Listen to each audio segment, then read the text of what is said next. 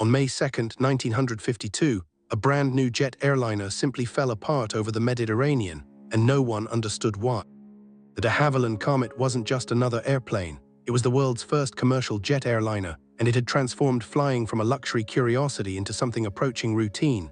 British engineers had built it, and the world was watching. Passengers booked seats months in advance just to experience that smooth, silent ascent into the jet age. This thing represented the future. But here's what the passengers and engineers didn't know yet. As those planes began their routes in May 1952, the Comet was about to become aviation's first serial killer. By the spring of that year, BOAC, the British Overseas Airways Corporation, had already logged over 10,000 passenger flights on the type.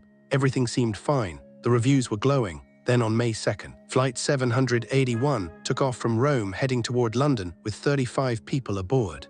27 minutes into the flight, someone in the control tower heard a radio transmission, fragmented, unclear, then nothing. The aircraft had vanished. Within hours, pieces of fuselage began washing ashore in the Tyrrhenian Sea. The Comet, sleek and modern, had been torn to pieces at 35,000 feet. Every person aboard was dead. The investigation began immediately. British authorities recovered what pieces they could, and here's where it gets interesting. The wreckage pattern suggested something unusual. The fuselage hadn't burned catastrophically, it had fractured. The metal itself had failed, but Comet 1 had been certified as safe. It had passed every test, so what had gone wrong?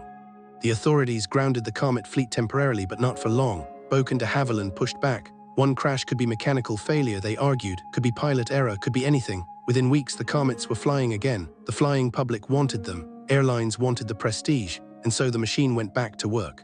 But the Comet wasn't finished. On April 8, 1954, nearly 2 years later, another Comet broke apart. This time it was BOAC Flight 783 departing Rome again, climbing through 35,000 feet, 71 people, gone, the same pattern, structural failure at altitude, the same mystery. And then just weeks later, April 22nd, a third Comet crashed near Naples, 114 people lost. The world was watching now, the press was howling. This wasn't an anomaly anymore. This was a pattern, this was a crisis. The Comet was grounded worldwide, and this time it would stay grounded for months.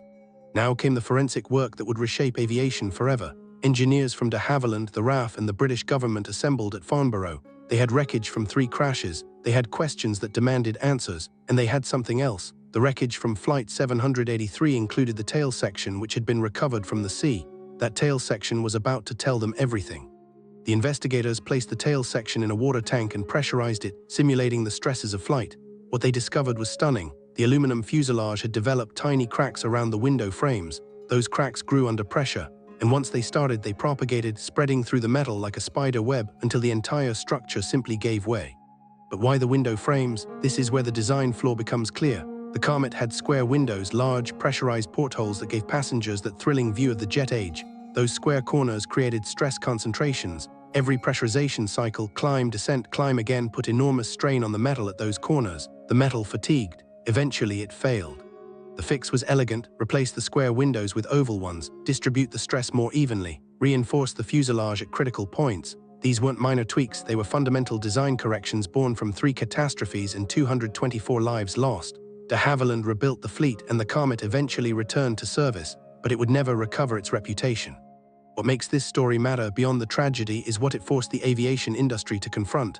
Metal fatigue wasn't a theoretical problem anymore. It was real. It was lethal. It required constant, rigorous inspection protocols.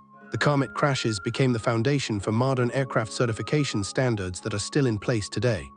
Every commercial flight you take now carries the fingerprints of those investigators at Farnborough. The fatigue testing protocols, the inspection intervals, the design margins that seem excessive until you understand why they exist. The Comet paid for that knowledge in lives, and aviation has never forgotten.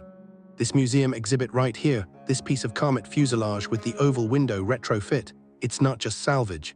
It's a memorial to the engineers who solved an impossible problem under impossible pressure, and a reminder that every innovation in aviation history is written in the margin between discovery and disaster. Subscribe. Each week brings a new aviation mystery that changed how we fly.